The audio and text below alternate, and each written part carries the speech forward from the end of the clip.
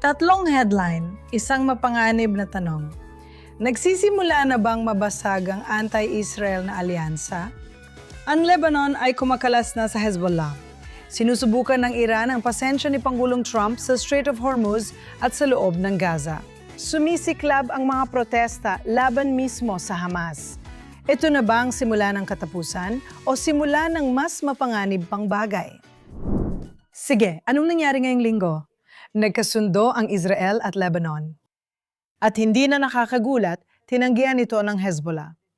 Inaasahan ba nating iba ang mangyayari? Nagawa niyang makabuo ng Memorandum of Understanding na isang opisyal na anunsyo. Sa kanyang resume, nakipagkita siya sa Amerika at Israel at anumang pangakong laban sa soberanya ng Lebanon ay hindi papayagan. At walang sinuman ang may karapatang pumirma o tumanggap ng anumang bagay laban sa Israel hanggat walang matibay na ebidensya. At ito ang mangyayari. Pero ano nga ba ang sinasabi ng mga tao sa kalsada sa Lebanon tungkol sa kasunduang ito? Panuurin ito.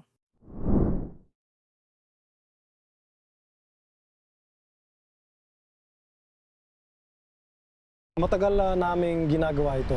40 taon na kami nasa gitna ng digmaan, pabalik-balik lang kami. May pagkasira dito, may pagkasira doon, may paglikas, may pagkasira doon, may paglikas. Pupunta kami sa Jerusalem, tapos babalik sa Timog.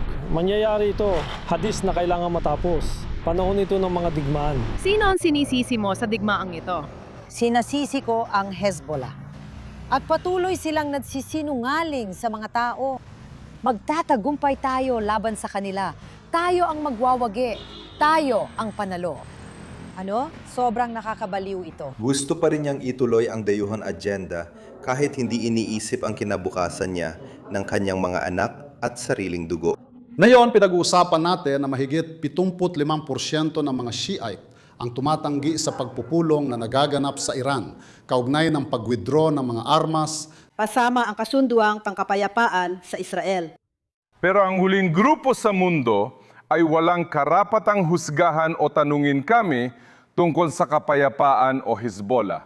Bakit? Dahil ang grupong hindi nagtatanong sa iyo kapag pumupunta kang makipagdigma ay hindi nakakalimot kapag ikaw ay pumupunta para makipagkasundo. Sige. Ngayon, sa tingin ko, sa estratehikong pananaw, kahit mangyari man ito sa aktwal o hindi, maging tapat tayo, andyan pa rin ang Hezbollah. Hindi naman sila nawala dahil lang sa napirmahan ang kasunduang ito. Pero ito ay isang mahalagang sandali sa kasaysayan na sinabi na talaga ng gobyerno ng Lebanon, tama na, hindi kami alipin ng Islamic Republic of Iran. Gusto namin ng kapayapaan, ayaw na namin nito, at ayaw na rin namin ng okupasyong ito. At syempre, nababaliw na ang Islamic Republic. Lumabas ang Hezbollah at tinawag itong pantataksil. Ngayon, nagbabanta na rin ang parlamento. Pero sa tingin ko, kailangan pa rin nating kilalanin yon. Ito ay isang napakahalagang sandali kung saan hinihiwalay natin ang mabubuting tao ng Lebanon mula sa masasamang Islamistang, nagdulot ng paghihirap sa kanilang buhay. Paano kaya ito magpapatuloy? Sa tingin ko, hindi ito palalampasin ng Islamic Republic. Hindi ko rin akalaing gagawin nila yon. Sa tingin ko, gagawin ng Hezbollah at Islamic regime ang lahat para hadlangan ang kasunduang ito.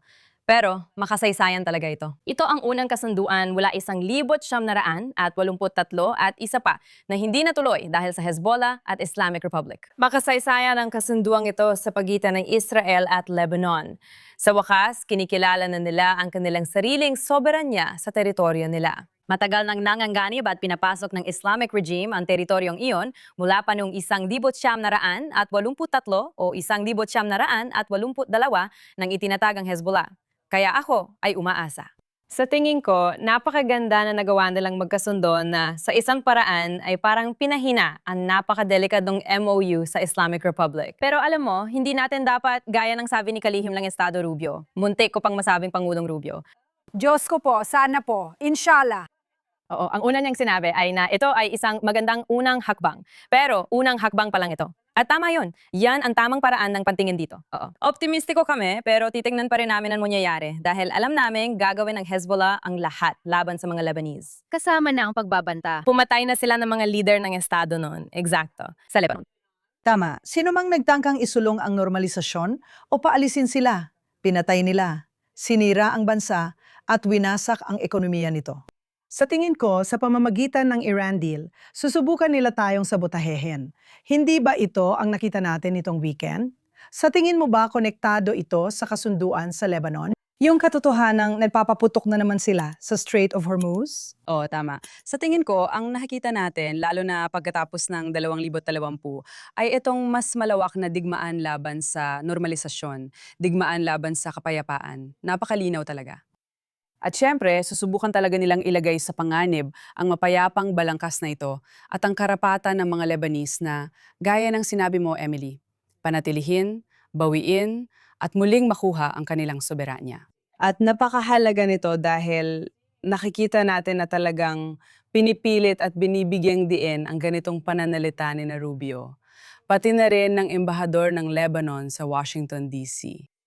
Hinihikayat nila ang mamamayan na maintindihan na hindi lang ito tungkol sa Israel. Ito ay tungkol sa kaligtasan ng ating mga tao, ng ating kultura, ng ating bansa. Sobra na ang mga tao sa Lebanon. Alam mo, nilabag ang kanilang soberanya ng lahat.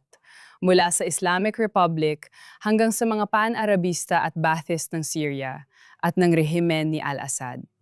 Talagang nagdusa sila dahil sa pagdagsa ng mga migrante ng Hezbollah sa Lebanon, kaya ito rin ang paanyaya ko sa kanluran, muli, na talagang suriin ng mabuti at lampasan ang mga propagandistang balita. Dahil kapag naunawaan mo ang mga pattern ng migrasyon na ito sa gitnang silangan, kung paano nagpadala ang Hezbollah ng mga militante sa Lebanon para lalo pa itong sirain. At mapapansin mo na mga 10 araw na ang nakalipas, sinabi ni Pangulong Trump na, alam mo, hindi ko talaga pinagkakatiwalaan ng mga Israeli. Oo. Para magkasundo sa kapayapaan kasama ang Lebanon, sinusubukan ko pero hindi ko rin pinagkakatiwalaan ang mga Lebanese na gawin ito mag-isa. Kaya, alam mo kung ano, anyayahan ko ang mga Syrian na pumasok sa Lebanon. Para talagang itulak ang isang uri ng landas tungo sa kapayapaan at mapaalis ang mga proxy ng Iran.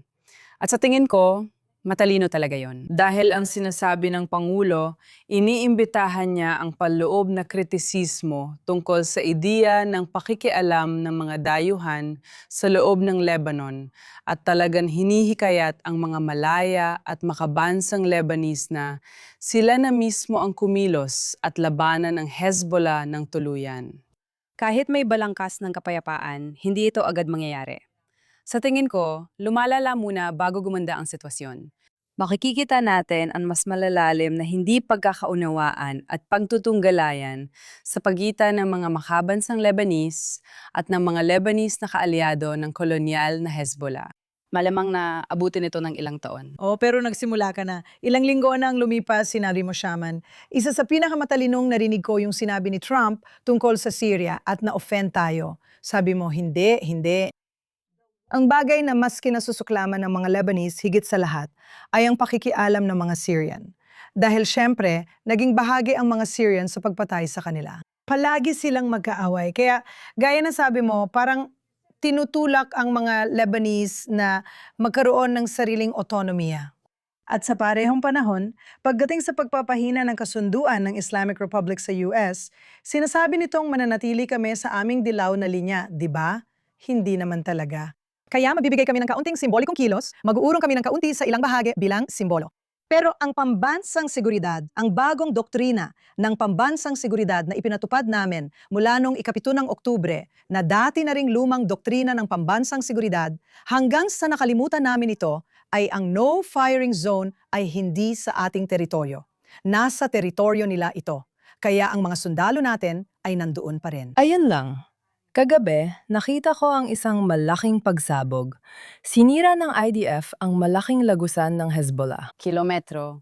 Grabe. Walang kaalam-alam ang mga tao sa kung ano ang ginawa ng Hezbollah sa Lebanon, sa mga sibilyan ng Lebanon, sa mga residente, sa mga komunidad, at sa kalikasan ng Lebanon.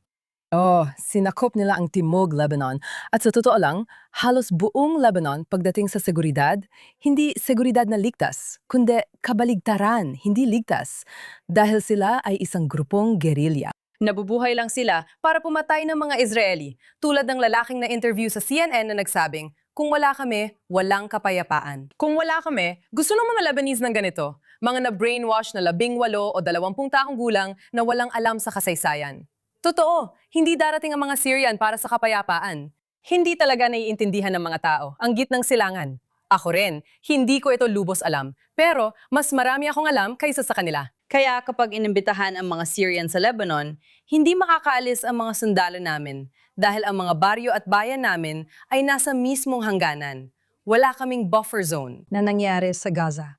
At ito ang dahilan kung bakit ang bago na dati ring doktrina ang siya na ngayong pumalit doon. Meron na tayong halos 60% ng Gaza. 53, 60%. May mga nagsasabi na si Bibi ay nagtutulak pa hanggang 70. At ngayon, nakuha na natin ang buong timub ng Litani. Sa tingin ko, may natira pa tayong bahagi sa hilaga ng Litani kung saan nandoon ang ating mga sundalo. Delikado roon at may namamatay araw-araw. Pero sa huli, may 100,000 tao sa hilaga ng Israel na 3 taon nang hindi normal ang pamumuhay. Kaya anong dapat naming gawin? At sa tingin ko, ito ay isang bagay na hindi talaga alam ng mga tao kung ano ang nangyayari. At sana ito na ang simula ng Lebanon na sumali sa Abraham Accords at alam mo na, maging bahagi ng normalisasyon. Sa tingin ko, sigurado ako na ang Emirates at Israel ay may malaking kinalaman sa mga nangyayari ngayon. Nakikita ko na maraming usapan at sa mabuting paraan ito. Ibig ko sabihin, pakinggan mo, ang United Arab Emirates ay malinaw ang pananaw pagdating sa paglaban. Ang Muslim Brotherhood at ang Islamic Republic at ang paglaban sa political Islam sa rehiyon. Malinaw sila tungkol dito. At dapat silang suportahan dahil sila ang pinakamatalik na kaalyado ng Israel sa rehiyon. Sila rin ang pinakamatalik na kaalyado ng Estados Unidos ng Amerika sa rehiyon. Kaya't isinusulong nila ang isang regional na estratehiya kung saan hindi na nila pinag-uusapan ang containment. Maaring may mga bagay silang sinasabi. Sa publiko, diplomatikong paraan, pero sa estratehikong aspeto, alam at naunawaan nila ang banta ng higit pa sa karamihan. At hindi sila interesado sa containment. At sila ay lubos na sumasang-ayon sa doktrina ng Israel pagkatapos ng Oktubre 7 dahil alam nila na hindi mo makakamtan ang kapayapaan kasama ang mga ekstremista na ito. Hindi. Kaya naman kailangan natin magsama-sama at talagang buuin at palalimin ang estruktura ng seguridad na ito. Kaya dapat talagang pangalagaan ng Estados Unidos, Israel at United Arab Emirates ang bahaging ito dahil hindi magkakaroon ng kapayapaan kung hindi. Walang sinuman ang magkakaroon nito. Ang buong mundo ang magkakaroon nito. Pero lumipat naman tayo sa Iran, Emily. Ano na ang nangyari matapos ang kasunduan sa kapayapaan na ngayon ay naging ano? Kasunduan sa kapayapaan. Pero ngayon may bago na naman. Nagpakawala sila ng rocket, gumanti tayo, inatake nila barko, gumanti Amerika, umatake ulit sila. Nananatili pa ba ito? Sinabi na nila ngayon na ipagpapatuloy nila ang pag-uusap. Ano bang nangyayari? Hindi ko alam. Huminto ba talaga ang pag-uusap? Hindi ko talaga alam kasi tuloy-tuloy naman sila kahit na nilalabag din sila habang bukas ang kipot, sabay din namang sarado ang kipot. Sa totoo lang, wala nakakaalam ng kahit ano. Wala talaga. Pero oo, katawa-tawa talaga. Para siyang palabas sa sirko. At hindi na ako nagugulat kasi si J.D. Vance ang namumuno dito. At siguro medyo may pagkiling ako, pero hindi talaga ako nabibilib sa karamihan ng sinasabi ni J.D. Vance. Lalo na sa mga tagapayo niya at kung sino man ang nagbibigay sa kanya ng impormasyon tulad din na Sohrab Amhari at Rita Parsi, lalo na pagdating sa pulisiya tungkol sa Iran o sa katotohanan ang Qatar ang talagang gumagawa ng pulisiya panlabas ng US. Ayan sa maraming ulat na nakita natin itong nakaraang linggo. Maraming nakakatakot na nangyayari dyan. Sa tingin ko, walang kwenta ang MOU na yan. Parang papel lang. Hindi ako naniniwalang tatagal yan. Sa tingin ko, parang band-aid lang yan dahil sa pressure mula sa loob ng bansa para sa White House. Titingnan natin kung anong mangyayari tungkol dyan. Tuloy-tuloy pa rin ang daloy ng langis at bumaba na ang presyo. Mukhang iyon lang ang mahalaga sa kanila. Parang konting hangin lang. Lumabas na, oo. Nakakagaan ng pakiramdam. Tingnan mo, baka kaya nilang patagalin ito hanggang sa kasagsagan, hanggang sa pasensya na, hanggang sa midterms. Sa tingin ko, magiging talagang strategiko yon dahil ayaw naming ma-indict si Trump. Sa totoo lang, ayaw naming humina ang Republican Party ngayon dahil sila lang ang mga soberanista na nagsusumikap mapanatili ang demokratikong institusyon sa Amerika. Sinasabi ko ito habang nasa isip ko yan. Sinasabi ko ito bilang isang hindi partidista, Pero kung bumabagsak ang demokrasya mula sa loob, marami ring masasamang tao sa loob ng GOP. May masamang tao sa administrasyon ni Trump na lumalapit sa Qatar, Turkey at Egypt. Dapat tayong maging mulat dito at punahin sila ng lantaran. Pero, gayon pa man, hindi natin kayang hayaang mga demokratiko ang pumuno sa pinakamahahalagang posisyon na yon dahil lubha na silang naligaw. Masakit para sa akin sabihin ito bilang dating demokratiko na naging walang partido mula Oktubre 7. Kaya, Naranasan mo na bang pumili ng mas maliit na kasamaan? Oo. Tingnan mo ang nangyayari sa estado mo sa New York. Alam ko, hindi ko talaga matigil kakaisip tungkol dito. Lahat ng mga video na yon nakakadurog. Oo, at marami akong kamag-anak sa New York. Ayokong tanungin sila, boto pa rin ba kayo sa demokratiko? Hindi. Hindi. Pati ang mga demokratiko, hindi na bumuboto sa demokratiko. Talagang hindi. Hindi nila kaya. Wala silang mapagpipilian. Kahit sinong demokratiko, tingnan mo ang ginawa nila kay Goldman dahil Hudyo siya. Pinalaya siya sa coffee shop. Ayaw daw nila ng pera ng AIPAC mo, pero hindi naman siya tumatanggap ng pera mula sa AIPAC. Wala siyang kinalaman doon, pero pinarurusahan siya dahil Hudyo siya. At ang mga Hudyo na nananalo sa eleksyon ay yung mga tumatalikod sa AIPAC at sa Israel. Hindi. Hindi pa nga siya, hindi pa sapat yon. Sino yung lalaking yan? Mina. Hindi, kailangan patugtugin yan.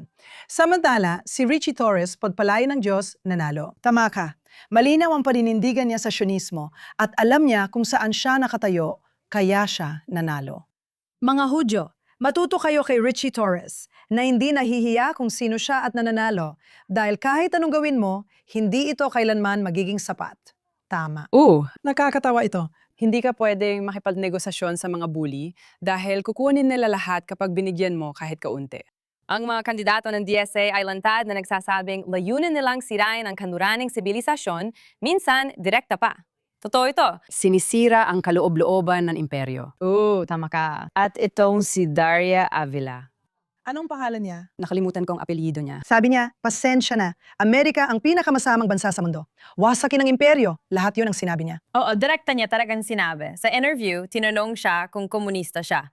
At sagot niya, dapat nating tanggalin ang stigma sa mga label. I-normalize natin ang komunismo. Pero alam mo ba bakit nila ginagawa yon? Cuba. Parang Ginagawa nila yan kasi gusto nilang mag-guilty ang mga Amerikano tungkol sa bansa nila at gawing walang depensa ang bansa. Sa harap ng mga banyagang ahente, sa harap ng panghihimasok ng mga dayuhan, para mawalan ka ng pagmamalaki at pag-ibig sa bayan para ipaglaban ang soberanya mo.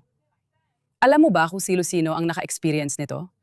Buong gitnang silangan at hilagang Aprika. Oo, dumaan na sila dyan. kitang-kita mo ang malaking pagkakaiba ng kaliwa sa kanluran at ng bagong gitnang silangan na umuusbong, na kinabibilangan ng mga Emirate at sana ay maisama rin ang Estados Unidos at Israel. Ang mga mamamayang Iranian ang isa pang salik na gumaganap dito at pati na rin ang mga Lebanese na unti-unting nadadagdag. Ibig sabihin, Dahil sila ang iba pang mga minorya. alam nila na hindi ko makakalimutan, matagal na ito, sa Abu Dhabi, sa graduation ceremony na isang universidad doon. May isang lalaki na tumayo na may suot na kefiyeh at may dalang bandila ng Palestina at sa loob ng 10 oras, pinaalis na siya sa bansa. Walang kung ano-ano, walang palusot, wala nang iba. Yun na yon. Walang protesta sa mga lugar na ito dahil alam nila ang nangyayari at paano sumisingit ang Muslim Brotherhood. Pero mukhang hindi pa rin gets ng kanluran ang mensahe. Hindi pa nga siya nagtatago. May isang batang YouTuber, nakalimutan ko ang pangalan niya. Pasensya na. Mahina na talaga ako sa pag-alala ng mga pangalan ngayon. Nagpapunta siya sa Britanya at ininterview ang mga Muslim sa Birmingham. Oo, tama? Kwentuhan mo lang ako, alam mo. Bakit ka nagchat-chat? Siguraduhin di ka mahuli. Pili ka, palayain ang isa. Parang sinasabi lang nila na, oo, mapayapa at maganda ang Sharia law at lahat ay mapapailalim dito. Kaya, oo, gusto talaga namin yan. Oo, pwede mong saktan ang asawa mo, pero hindi mo pwedeng, alam mo yon, pero kapag siya lang ay. Talagang, Masama, pero hindi nila tinatago. Kaya ang nagsasabing hindi ito gusto nila ay nagtatakip lang sa mga taong hindi naman kailangang pagtakpan. Sinasabi nila ito ng lantaran. At ang kanluran ay parang hindi. Hindi ko maintindihan. Hindi yun ang ibig sabihin. Isa itong pagpapakamatay. Nakakasira ng sarili, pero para sa akin, yan ang tunay na rasismo. Ang tunay na rasismo ay hindi namin kayo pinaniniwalaan kapag sinasabi ninyo, gusto ninyo kaming patayin dahil kayo, ano ba kayo? Mga magsasaka at mga primitibo? Oo, yan ang rasismo. Yan ang tunay na rasismo. Hindi ninyo sila tinatanggap sa kanilang salita. At isa pang lugar na sa tingin ko ay magiging problema para sa Muslim Brotherhood at nagiging problema na ay ang Gaza. Simula ngayon, bawat linggo, makakaroon tayo ng maliit na segment na tinatawag na ang kwento na hindi ibinabalita ng mainstream media. Pero tingnan mo ang nangyayari ngayon sa Gaza. Makikikita sa social media na daan-daang Palestino ang nagprotesta sa Gaza Strip laban sa grupong teroristang Hamas noong Biyernes. Bitbit nila ang mga placard na may nakasulat, "Sa tulong ng Diyos, Hamas, umalis na kayo. Hindi kami mga tau-tauhan at gusto naming mabuhay." May planong protesta sa 18 lugar sa Gaza Strip noong Hunyo 26 kung saan nanawagan ang mga taga-Gaza na alisin ng Hamas ang armas at isuko ang kapangyarihan sa pansamantalang autoridad. Hindi kami aalis. Wala nga kahalap sa amin. Wala rin mga voluntaryo. Wala sa hadafame.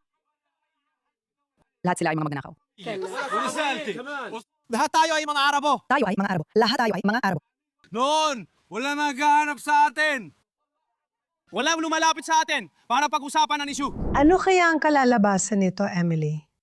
Wala talaga akong alam. Sa tingin ko, marami nang sinasabi ang mga bagong survey tungkol sa Gaza. Alam natin na pagkatapos ng Oktubre, 7 karamihan ng taga-Gaza at Palestino sa West Bank, Judea at Samaria, sinuportahan ito. Sa tingin ko, mga 80% yon at mas mataas pa sa West Bank na 83%. Oh. Kaya malawak ang suporta para sa Hamas at sa mga ginawa noong Oktubre 7. Nakita namin kung paano tumugon ng mga tao sa kalsada nang isa kayang mga bihag sa pickup, binubugbog ng mga bata gamit ang tubo.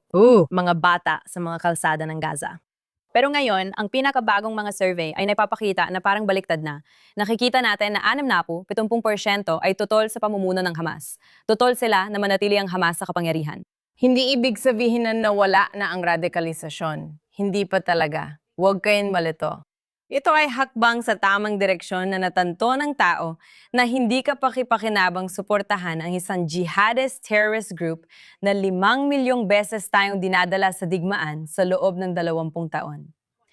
Magandang senyales ito at maganda na may protesta. Siyempre, nakita natin na malakas na lumalaban ang Hamas. Sinusubok ang tigilan at patahimikin ng mga ito kahit sa ilang pagkakataon bago pa man magsimula. Pero ang ibig kong sabihin, lahat ng balita tungkol dyan, anumang kilos laban sa Hamas, sa tingin ko, ay magandang senyales. Ang punto ko, ang tanong ay, kung epektibo ang lupon ng kapayapaan, kung ginagawa nito ang tungkulin, napapalitan ba nito ang otoridad ng Hamas? At may magkukolekta ba ng mga baril? Maging tapat tayo. Sa palagay ko, tayong mga sundalong Israeli lang ang gagawa niyan. Baka dahil sa desperasyon, kaya napipilitang umalis ang mga tao sa Gaza. Sa tingin ko, kung sino mga may kakayahan, umaalis na. Lahat ito tungkol sa pera. May mga ulat na rin tungkol dito. Narinig ko mismo sa mga nandoon, $10,000, pasok ka na sa Egypt. Kaya yung may pera, umalis na. Gaya ng gagawin ng normal na tao. At yung mga natira ay alinman sa mga miyembro ng Hamas o yung mga taong hindi kayang magbayad. Desperate. O kaya naman, Gusto ko lang linawin, kapag may Palestinong laban sa Hamas at ekstremismo, agad nakafocus ang mga propagandista ng Muslim Brotherhood sa kanila. Para alisin ang kanilang kredibilidad para sabihin dahil may suporta sila mula sa Israel, may suporta sila mula sa IDF, at kung ano-ano pa. Talagang mag-interview ako ng ilang mga kaibigan na nasa Gaza mismo. Sa Gaza at mga aktivistang Palestino na laban sa Hamas para malaman ang katotohanan. Sinusuportahan ba talaga ito ng Israel? Lumalabas, hindi talaga. Ito ay mga tao. Ito ay inorganisa ng mga taong konektado sa partido ni Muhammad Dahlan sa Gaza. Di namin alam kung totoong suportado ito ni Muhammad Dahlan. Sa ngayon, wala akong narinig na direktang suporta mula kay Dahlan. Pero tiwala sila sa kanyang partido. Kaya naniniwala sila sa isang alternatibong pamunuan sa Gaza. Talagang nakaka-interest ito mula nang inilunsad ang kampanyang propaganda ng Muslim Brotherhood. May mga miyembro ng mga pamilyang Gaza na ito tulad ng mga sheikh, mga nakatatanda, na nagsasabi sa mga kabataan at sa mga medyo pasaway na tao. Pinanggunggunahan nila ang kilusan na umiwas. dahil mapapahamak sila sa Hamas. Tututukan sila ng Hamas, papatayin sila dahil laban sila sa ekstremismo, syempre. Para sa mga hindi nakakaalam, si Mohammed Dahlan ay isang kasapi ng Fatah. Pinalaya siya mula sa Fatah, sa tingin ko. Halos pinatay siya ng Hamas. Halos pinatay ng Hamas. Iniligtas ng Israel. Iniligtas ng Israel at namumuhay ng marangya sa Abu Dhabi sa nakalipas na 10 taon. Tagapapayo siya sa pambansang seguridad. Baka ganun na ang hinaharap. Hindi ko alam. Babalik si Dahlan, kukunin ang kontrol sa Gaza at tutulong siya sa kanyang mga tao. Pwede lang tayong umasa. Hanggang dumating ang oras na yon, tatawagin muna natin ang paborito mong segment, Scumbag of the Week. Sige mga babae, bagong linggo na naman. Ang daming walang hiya, sobra talaga. Masaya kami sa Journalist Conference noong nakaraang linggo dahil kahit saan may lumalapit at nagbibigay ng suhestiyon para sa Scumbag of the Week, sobrang sikat na nito. Para na ring therapy ito, palagi kong sinasabi yan. Itutuloy pa rin natin. Sige Shoshana, sino ang Scumbag of the Week mo? Ngayong linggo, si Rachel Griffin Akerso ang scumbag ko. Baka kilala mo siya bilang si Miss Rachel na popular sa milyon-milyong bata. Pero sa totoo lang, isa lang siyang propaganda puppet na may 2 tirintas. Kinondena niya ang pananahimik ng mga lider tungkol sa Gaza gamit ang ulat ng UN na nagsasabing sinasadya ng Israel na targetin ang mga bata sa genocide. Saan ka ba nanggaling? Mga leader, bakit nagsasalita kayo tungkol sa karapatang pantao ng iba pero hindi ng mga bata sa Gaza? Hindi niyo ba sila itinuturing na bata dahil sa kanilang pinagmulan? Hindi niyo ba naisip ang 20,000 batang napatay at ang hindi mabilang na iba pa na natabunan ng guho at namatay sa gutom at iba pang mga dahilan na napakadaling gamutin? Hindi niyo ba naisip na mahal din ang mga batang iyon? Pantay ba ang halaga nila? Hindi niyo ba alam na may damdamin din sila tulad ng mga anak niyo? Nasaan kayo, mga taong hinangaan namin? Ayaw niyong mawala ang reputasyon, kapangyarihan o pera niyo. Paano kayo nakakatulog sa gabi kung alam niyong wala kayong sinabi? Pero alang ni Rachel na ang Gaza ang pinaka-pinag-uusapang tunggalian sa mundo, mas laman ng mga front page at headline kaysa sa pinagsama-samang lahat ng iba pang tunggalian. Mas maraming Kristiyanong namatay sa mga simbahan at baryo sa Nigeria. Kasama rin ang mga batang babae mula Syria, Jews, Alawite at Sudan na dinukot o ginahasa. 1 milyong Chinese Uyghur sa concentration camps at mga batang lalaking pinilit lumaban sa digmaan. Dagdag pa rito, ang daan-daang libong nagugutom sa Yemen, pati mga batang babaeng kinakasal at batang sundalo. Libu-libong batang Ukrainian ang dinukot ng mga Ruso at pati mga bata mula Central at South America ay ginagamit pang tawid sa American border bago iwan o ibenta. Dagdag pa, may mga batang binabaril at pinapatay ng rehimen sa lansangan ng Iran. Libu-libong batang babae sa Britanya ang ginahasa ng mga gang ng Pakistani sa loob ng dekada, habang milyon-milyong batang babae sa Afghanistan ang hindi nakatanggap ng edukasyon. Habang iniimbitahan pang magsalita sa EU Parliament ang mga lalaking nagkakait sa kanila. Samantala, ang mga batang babae sa Gaza ay ipinapakasal at sexual na inaabuso ng Hamas. Halos hindi binabanggit ni Miss Rachel ang mga batang ito. Pero nagawa niyang maglabas ng paawa at emosyonal na pakiusap sa 5 milyong tagasunod niya. Baka dahil sa lakas ng loob o pera. Walang nagsasalita tungkol sa mga bata sa Gaza. Pinapagawa niya sila ng aksyon at magsalita, pero di niya binabanggit kung ano o kanino. Pinupukaw niya ang damdamin ng mga manonood tungkol sa mga bata at tinatanong kung paano sila natutulog nang walang bumabanggit sa mga batang nasa Gaza na nagtutulak sa tanong kung kanino at ano ang dapat nilang sabihin. Saan nila dapat ituon ang lahat ng galit na ito? Kanino nila dapat iparating ang kanilang pagkadismaya? Sino ba ang kaya nilang lapitan? Mga kaibigan, ito ang pangunahing pag-uudyok. Ini-indoctrina ang mga Amerikano at malaking bahagi rito si Rachel. Kailangan protektahan ng inyong mga anak mula sa kanya. Pinaglalaruan niya ang isipan at damdamin ng milyon-milyon sa buong mundo. Iligtas ang inyong mga anak bago mahuli ang lahat. Gusto kong malaman, binabanggit ba niya ang ibang isyong pampolitika? Kapag pinupuna siya, siya ka lang siya nagsasabi ng kaunti. Parang patikim lang. Wala talaga. Sudan siguro, hindi niya gagawin. Isang beses, sa tingin ko, tinalakay niya ang mga taga-Sudan. Isang beses lang, kasi napansin ng mga tao na hindi siya nagsasalita tungkol sa ibang mga bata. Sa palagay ko, sundan natin ang pera. Baka sa Doha ito magtumo. Hindi lang naman siya. Ibig kong sabihin, itong UN report na inireklamo niya, parang isang buong listahan ng mga tao na nagkataong nag-post tungkol dito, sabay-sabay. Sabay-sabay talaga. Parang may nang plano talaga. Oh, ganun na nga. Sino mag-aakala? Pinalakpakan kita, Shoshana, kasi napakadelikado niya dahil ito mismo ang kanilang estratehiya. Hindi lang nila iniindoktrina ang mga estudyante sa kolehiyo. Nagsisimula sila ng maaga. Napakaaga. Ang pundasyong iyon ay namumunga at lumalago at nagiging mga henerasyon ng pagkakaugnay sa Muslim Brotherhood, sa Islamic Republic, sa pampulitikang Islam, at sa anti-Semitismo. Kaya literal niyang itinatanim ang mga binhi na mahirap nang ituwid sa mga susunod na dekada. Ano ang pinakamalaking laban ngayon sa Gaza? Eksakto. Na ang mga bata ay lumalaki na nai-indoctrina mula pa sa umpisa? Ang mga aklat-aralin ay patunay niyan. Sige, Emily. Ang mga walang hiya ko ngayong linggo ay ilang miyembro ng pambansang football team ng Islamic Republic na kakalaro at kakakatanggal lang sa World Cup. Paalam. Narinig ko, sinisi nila ang mga Hudyo. At sinisisi rin nila ang lahat ng iba pa, alam mo na. Alam mo naman kung paano ang mga Islamistang yan. Oo. Interesting ang phenomenon na nakita natin sa World Cup ngayon kasi kadalasan, sobrang tapat ang mga Iranian football fans at gagawin nila lahat para sa Team Melli. At nakakalungkot talagang makita kung anong nangyari sa World Cup na ito dahil parang ang team ay na-take over ng mga mas simpatya sa rehimen mismo. At ang sinumang hindi ganoon ay napilit ang manahimik o kaya naman ay nawala na lang bigla. Isa sa mga goalkeeper, hindi pangunahing malalaro. Ang biglang nawala matapos magsalita laban sa ginawa ni Khamenei at ng rehimen sa mga Iranian protester noong Enero. Wala nang balita tungkol sa kanya at ilang buwan na siyang nawawala.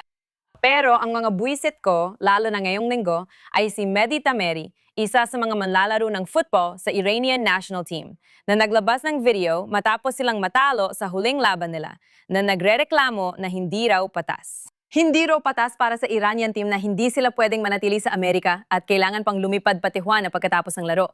Hindi na natin papansinin na lahat ng NBA team ay bumibiyahe rin sa araw ng laro o pagkatapos nito. Pero sige, espesyal ka nga.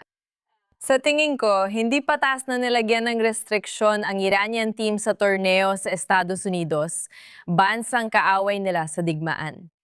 Hindi patas na sinubukan ng Islamic Republic na isama ang mga IRGC member na nagkunwaring bahagi ng World Cup team at staff, kaya tinanggihan ng US ang ilang visa. Pinalalaki nila ito sa media na parang sila inuusig, pero ang totoong hindi patas dito ay hindi kung paano tinrato ang Iran. Binaliwala nila ang kalagayan ng mga Iranian at sinapawan pa ang boses nila. Hindi rin sila gumawa ng paraan para ipalaganap ang kaalaman tungkol sa nangyari. Nakipagsabwatan ang FIFA sa Islamic Republic at ipinagbawal ang Lion and Sun na watawat. Pero alam kong may mga Iranian pa rin gumamit nito kahit bawal. Marami ang pinaalis, pero ang mga manlalarong ito ang walang hiya ko ngayong linggo. Tulad ni Tamari na hayagang sumuporta sa pagkawasak ng Israel at nag-post pa ng papuri kay Khamenei. At ang iba pang mga manlalaro sa koponan ay na-video sa kanilang sariling social media, nag-upload ng mga nilalaman, kumakanta ng papuri kay Qasem Soleimani at sa ideolohiya ng Khomenismo at ilan sa mga pinakakilalang kanta. Makikita mo ang mga footage. Ang punto, taga-suporta sila ng Islamic Republic. Kaya hindi sila dapat bigyan ng kahit anong pribilehyo o pinayagang makapasok sa Amerika. Hindi kayo ang mga biktima at siguradong mga walang hiya kayo. Kaya kayo ang walang hiya ng linggo ko ngayong linggo. Pero Emily, gusto ko lang mag-oposisyon ng konti. Tignan mo ang women's team. Nang magsalita sila o hindi kumanta ng pambansang awit, naalis sila. May pagpipilian ba sila? Hindi ba parang mga bihag sila? Pwede nilang iwasang mag-post ng tungkol sa pagkawasak ng Israel o pagpuri kay Soleimani at Khomeinismo sa kanilang social media. Suporta sila sa rehimen. Bahagi ito ng dahilan kung bakit nandyan pa rin sila sa koponan. Exacto. Natanggal sa grupo ang iba at may kusang hindi sumali dahil ayaw nilang katawanin ang ginagawa ng rehimeng ito ngayon. Kaya walang pagkakaisa, parang tagahanga na lang ang natira. Ibig ko sabihin, sa totoo lang, isang trahedya talaga yung ginagawa ng rehimeng ito sa mga atleta nila. Isipin mo, buong buhay mong pinaghirapan para sa isang bagay tulad ng World Cup. Parang yun na talaga ang pangarap mo. Nakapasok ka na, kwalipikado ka na, tapos alam mo na, nasasangkot ka sa ganitong gulo ng politika. Nakikita rin natin yan sa mga Olympic teams. At ang problema, hindi rin sinusuportahan ng international community ang mga atletang ito. Hindi sila tinutulungan ng FIFA, hindi rin sila tinutulungan ng International Olympic Committee. Wala talagang sumusuporta sa mga atletang ito. Wala silang pakialam. Malaking problema ito dahil walang pananagutan sa pang-uusig sa kanila. Tama ka dyan. Walang safety net. Napansin ko rin na ginagamit ng mga jaziran at propagandista ng Muslim Brotherhood ang mga pahayag ng Iranian soccer players, lalo na ang bahagi tungkol sa hirap dahil hindi nabigyan ng visa ang ilan nilang kasama o ang aming logistics ay naging mahirap. At kaya pinalalaki ito sa pamamagitan ng Islamist network para lalo pang pagtibayin ang ideya na masama ang Amerika. Masama ang Amerika. Yung mga taong pinipirmahan mo ng kasunduan. Pero ang pinakamasama, kaugnay niyan, ang pinakamasama na nakita ko kahapon ay yung AT at iba pang pangunahing Western media sources. Ipinapakita nila ito bilang isang malungkot na pagkatalo matapos ang mahirap nilang panahon sa mundo. Cup. Lahat naman pwedeng matalo at umuwi, pero ito raw nakakalungkot. Gawin nating malungkot. Oo, syempre. Isang araw, magkakaroon ng paglilitis para sa mainstream media. Mabubuhay tayo para makita iyon. Sana, Shama. Ang scumbag ko ngayong linggo ay di umano'y isang Arabeng Israeli na sumali sa isang live stream ng isang taong malenaw na laban sa Zionismo. At itinutulak ang isang napakatiyak na kwento para sabihin at palakasin ang mga conspiracy theory na ang F-16 ay sinuportahan ng Israel. Kaya sobrang kumakalat ito ngayong linggo. May dalawang bagay akong gustong sabihin dyan. Una sa lahat, kung ikaw ay Arabang Israeli at nakatira ka sa isang demokrasya at may hawak kang Israeli passport, mas makapangyarihan ka at mas marami kang karapatan kaysa sa ibang Arab sa buong reyon. At talagang sumasakit ang puso ko kapag may nakikilala akong Arabeng Israeli na minamaliit ang Estado ng Israel o sinasabi nilang hindi nila nararamdaman na kinakatawan sila ng Estado ng Israel. Gayong ang estadong ito ay isang tunay na himala. Ang pagdadala at pagsusuot ng watawat sa iyong mga braso ay isang karangalan dahil ipinagtatanggol mo ang mga katutubong tao ng gitnang silangan at hilagang Aprika. At ikaw, bilang isang minorya sa loob ng isang bansang demokratiko, ay may mas malaking responsibilidad na ipagtanggol talaga ang mga halagang iyon. Isa pang mahalagang bagay, may ebidensya tayong kumukuha ng mga ahente mula sa loob, ang Islamic Republic at Muslim Brotherhood. Oo, upang baluktutin at sirain ang mga kultura at institusyon at gawing laban sa Estado, laban sa nasyonalismo, laban sa pagmamahal sa bayan, at laban sa soberanya. Kaya handa akong tumaya na kung ang taong ito ay totoong isang Arabang Israeli, siya ay na-recruit. Nakatuklas ako ng maraming ganitong kaso, kasama ang mga mamamahayag at Hudyo na nagsusulat para sa kilalang institusyong Hudyo sa Israel na binabayaran ng pera mula sa Qatar. Alam ba nila iyon? Mahalagang punto ito dahil naririnig lang natin sa Israeli media at bihira sa labas nito kahit sa Jewish media. Sa tingin ko, may isang mamamahayag mula sa Haaretz na binabayaran, Hayam Levison, ako si Levinson. Sabi niya hindi niya alam kung sino nagbabayad sa kanya. Tulad din ng kwento ng mga tao sa opisina ni Bibi, Rich at isa pa. Pareho lang, hindi nila alam sino nag-iimbita o nagbabayad sa kanila. Ano bang nangyayari? Gaano ka ba talaga kabobo? Magboboluntaryo na, magyan ako ng maraming pera ng hindi ko alam? Pwede ba akong sumali dyan? Lahat tayo nagtitipid dito, samantalang may iba na basta naghagis ng pera. Nasaan si Kevin? Nasaan na ang 7,000 natin? Hindi. Pero sa totoo lang, napakagaling ng Qatar dito. Nakagawa sila ng kakaibang sistema na siguro dapat nating pag-aralan. Gumagawa sila ng maraming antas ng pagkakahiwalay sa kanilang money laundering at alam mo, sa buong sistema at makinarya ng operasyong na iimpluwensyahan ng mga Islamista. Kaya kahit subukan mong sundan ito, nagiging sobrang mahirap, oo. Ang Islamikong Republika ay Gumagawa rin ng ganon, gaya ng alam natin dito sa Israel may mga eksperto rin na hindi ko pinagkakatiwalaan. Well, may ilang mga eksperto na hindi naman talaga eksperto at nagpapanggap lang. At may mga eksperto rin na mas inuubos ang oras sa pagsasabi ng masasamang bagay tungkol kay Netanyahu kaysa sa Islamikong Republika. Alam natin kung sino sila. Hindi ko alam kung bayad sila o hindi. Pero marami ring inosenteng tanga dito na walang bayad. $500 kada taon. Sinasabi nila, pumunta ka at kunan ng litrato ang lugar ng pagsabog at pumupunta sila roon at ipinapadala nila iyon. At madalas, mga batang nasa 22 anyos lang ang gumagawa nito na hindi alam ang ginagawa nila. Napakamapanlin lang nito. Tama ka. At talagang nakakadismaya, sa totoo lang. Ang aking pinakakinaiinisan ngayong linggo, at tingin ko pati ng lahat ngayong linggo, ay ang tinatawag na rapporteur para sa karahasan laban sa kababaihan at mga batang babae. Ang pangalan niya ay Reem Al-Salim at isa siyang mayabang na babae na Diyos lang ang nakakaalam kung sino ang nagbigay sa kanya niyan. Alam nating baluktot ang UN at pinapabanggo nila ang Islamic Republic at Muslim Brotherhood. Siya ang binigyan ng trabahong ito. At syempre, mula nang ibigay sa kanya ang trabahong ito, puro salita lang siya tungkol sa lahat, maliban sa mga babaeng Israeli na ginahasa at pinatay noong Oktubre 7. Hindi niya binabanggit ang mga biktima ng kahit anong uri ng Islamist na mga umaatake. Ang dahilan kung bakit isa siyang walang hiya ngayon at para sa marami ngayong linggo ay dahil umupo siya sa isang komite sa UN kasama ang isang kahangahangang babae na ikukwento pa ni Shoshana mamaya.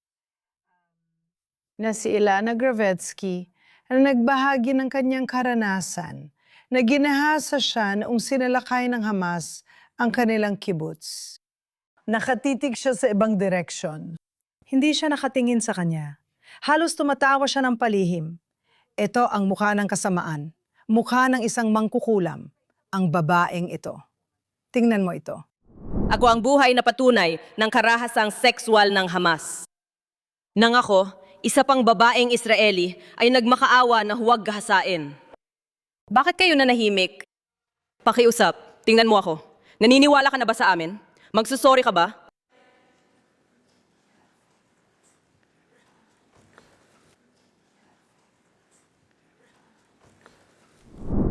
At sa isang punto, sinabi ng biktima, tingnan mo ako sa mga mata. Tingnan mo ang sinasabi ko sa iyo. At muli, hindi niya magawa. Alam mo kung bakit? Dahil nabubuhay siya sa mundong ito ng nang-aapi at inaapi. At syempre, ang mga Israeli ay hindi kailanman nagkakaroon ng pribilehiyo na maging mga inaapi o maging mga biktima.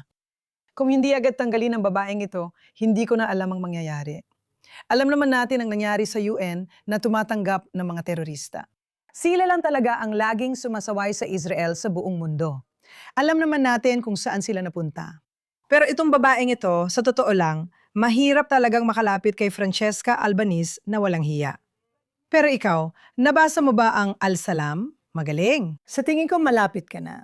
Malapit ka na sa Hall of Fame ng mga walang hiya ng siglo, gaya ni Francesca Albanese. Nakakadiring babae. Reem Al-Salam, hindi ka dapat sa trabaho mo. Hindi ka kwalipikado at walang empatya. Ikaw ang walang hiya ng linggo. Nasaan ang mga babae? Nasaan ang mga babaeng nakalimot sa pagiging makatarungan at patas para sa kapwa-babae? Saan kaya nila nakikita ang mga babaeng laging pumapabor sa mga rapist at terorista? Hindi ko talaga maintindihan. Yung video na yun. Ipinanganak siya sa Cairo pero Jordanian siya. Kaya pala. Salamat, sige. Salamat, Shane. Marami ring magagaling sa Jordan. Pero malinaw na wala siya roon. Oh, hindi siya, hindi siya. Hindi siya. Sige, ngayon na nailabas na natin yan, dumako naman tayo sa ating mga kahangahangang bayani ngayong linggo. Sundan natin si Shoshana. Sino ba ang bayani mo? Tulad ng nabanggit mo, Fleur, may dalawang babae sa UN nitong nakaraang linggo. Isa ay bayani, isa ay kontrabida. Pareho silang nasa clip na ito. Si Ilana Gravetsky na isang dating bihag na babaeng Israeli na humarap sa kamera sa harap ng live na audience at sa harap ng mga taong itinatanggi ang pinagdaanan niya at nagsalita tungkol sa kanyang sakit. Oo, hindi ko talaga maisip kung paano ko mapapanatili ang sarili kong katatagan habang ang mga taong kilala ko ay hindi naniniwala, hindi alam at itinatanggi o kumikilos laban sa akin. Ikinuwento ko ang naranasan ko sa mga terorista. Kalmado at mahinahon siya habang nagsasalita. Tinititigan ng ahas at sinasabi, tingnan mo ako sa mata. Pakiusap, tingnan mo ako. Hindi magawa ng babae, parang wala siyang pakialam. Gusto mong makita ang kabutihan at kasamaan? Nasa isang video lang yan. Ganyan ang itsura. At kailangan mong magdesisyon kung kaninong panig ka, papanig. Oo, sa totoo lang, talagang nakapanlulumo. Nakikita ko lahat ng tao sa X na tinatag siya at tinatawag siyang walang hiya. Inalis na niya ang tag ng mga tao at binablock sila dahil hindi niya matanggap ang batikos sa ginawa niya. Tanggapin mo na lang. Pero si Ilana, Yung mukha ni Ilana, sa dulo talaga ang tumama sa akin. Nung una ko itong napanood, umiyak ako. Tulad ng sabi mo, malaking tapang ang kailangan para magbahagi ng personal na bagay sa napaka-hostile na lugar. Pero sa dulo rin, may clip doon na parang huminga siya ng malalim pagkatapos niya magsalita. Tapos parang, okay, nagawa ko. At doon talaga ako nadurog. at isang kabataang babae. Isa siyang kabataang babae. Kabataang babae talaga, alam mo yon? Oo, isang kabataang babae na kailangan pang mabuhay ng natitirang bahagi ng kanyang buhay. Kasama ang trauma at gaslighting ng mga walang hiya. Lahat sila. Oo, Diyos ko. Sige. Isa siyang bayani. Magiging mas malakas ka, Ilana. Nasa likod mo buong bansa. Mahal ka namin. Emily, sino bayani mo ngayong linggo? Ang bayani ko ngayong linggo ay isang di inaasahang bayani. Sige lang. Tandaan ninyo, mga diaryo, tandaan ninyo. Ano? Ang pamahalaan ng Israel. Alam ko. Tama ba? Makinig, nagawa ko ang pamahalaan ng Pransya noong nakaraang linggo dahil sa UN. Hindi mo magagawa ang pamahalaan ng Israel. Kakaibang panahon pero may particular na dahilan ngayon. At yon ay dahil sa pagkilala sa Armenian Genocide. Ito ay isang bagay na sa simula pa lang ng linggong ito, inanunsyo ng Israel, inanunsyo ni Foreign Minister Gantz na maglalabas siya ng resolusyon para formal na kilalanin ng pamahalaan ng Israel ang Armenian Genocide. Maaring magulat ang ilan sa inyo na marinig ito dahil iisipin ninyong nagawa na ito dati. Ito ay isang bagay na ako mismo ay aktibong nilalakad dito sa estado ng Israel tungkol sa issue ng Armenia. May pamilya akong Armenian. Napakalapit nito sa aking puso. At bilang isang bansa, ang mga Armenian at mga Hudyo ay may napakaraming pagkakatulad mula noon hanggang ngayon. Pareho silang modernong mga estado. Ang Israel ang tanging estadong Hudyo. Ang Armenia ang unang bansang Kristiyano at pareho silang napapalibutan ng mga kaaway na gustong wasakin ang kanilang mga estadong kumakatawan sa kanilang mamamayan. At ito ay isang bagay na talagang nagpapasakit sa akin na makita ang ganitong tensyonadong relasyon. Naiintindihan ko naman na may estratehikong interes sa pagitan ng Israel at Azerbaijan. May iba pang salik na nakaapekto rito. Sa pagkilala sa Armenian Genocide na sistematikong pagpatay sa mga Armenian na Kristiyano, mga 1.5 milyon hindi tiyak ang eksaktong bilang. Ginawa ito ng mga Turkong Ottoman mula 1,915 hanggang 1,917. Inagawan sila ng kanilang mga ari-arian at ginahasa. Minsan ipinako sila sa krus dahil Kristiyano at pinasama sa death march ng maramihan. Kinuha sa kanila lahat ng ari-arian at negosyo nila. At syempre, malawakang pampatay at betay ng mga Turkong Ottoman na hanggang ngayon ay hindi pa rin inaako ang responsibilidad sa Armenian Genocide. Pisikal nilang binura ang ebidensya at tinakpan ito. May batas sa Turkey na nagbabawal sa pangkilala ng Armenian Genocide. Gumanda man ang mga bagay sa paglipas ng taon, malayo pa rin sila sa pagtanggap ng responsibilidad at tila tinatanggap na lang ito ng internasyonal na komunidad. Na talagang nakakabigla para sa akin. Kaya natutuwa ako na kahit papaano, kahit nahuli na, kahit paano ay naetama ang kasaysayang pagkakamali na ito. Ipinagmamalaki kong Israel sa tamang desisyon kahit huli na. Umasa akong simula ito ng bagong yugto sa ugnayan ng Armenia at Israel. At mas lalakas pa ang relasyon natin dahil magkatulad tayo ng moralidad at pagpapahalaga. Sigurado akong malalim ang ugnayan ng ating mga mamamayan, kaya positibo ako sa hinaharap. Amen. Huwag nating kalimutan na ang komunidad sa lumang lungsod ng Jerusalem ay naroon na sa loob ng 1,000 taon. Isa sila sa mga distrito ng Jerusalem. Marami akong kaibigang Armenyo doon. Kahanga-hanga sila. Sa kabuuan, naka-integrate na sila. Alam mo, gumagawa sila ng magaganda at kamanghamanghang sining at kasangkapang gawa sa kamay. Sige. Bayani ng linggo. Shama, sino ang bayani mo ngayong linggo? Tungkol sa mga babae na may tunay na moral na integridad at mga pagkakatulad sa kabila ng magkalabang panig at tapang, matatapang at madigiting na mga babae. Bayani ko ngayong linggo ang Lebanese ambassador sa Washington. GC. Si Nadia Ahmad Al-Mawad na pinalakpakan ng Israeli ambassador sa DC.